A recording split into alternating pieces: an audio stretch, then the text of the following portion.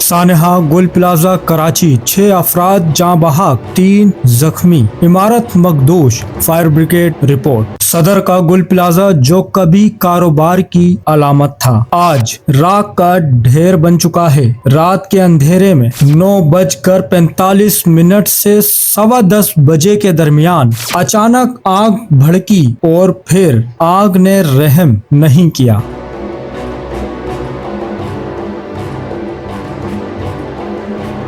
1200 से जायद दुकानें जलकर खाकस्तर हो गईं। 6 कीमती जानें हमसे छिन गईं। इनमें एक फायर फाइटर भी शामिल है जो दूसरों की जान बचाते हुए खुद शहीद हो गया। 30 के करीब अफराद जख्मी हैं जो इस वक्त सिविल अस्पताल कराची के बंस वार्ड में जिंदगी और मौत की जंग लड़ रहे हैं। नाजरीन, इस आग की शिद्दत का अंदाजा इस बात से लगाएं कि 22 फायर ब्रिगेड गाड़ियां, 10 वाटर बाउजर, 4 स्नार्कल और रेस्क्यू 1122 की 33 एम्बुलेंस भी आग पर काबू ना पा सकी। और इस सानहे के बीच एक आवाज जो दिल चीर देती है।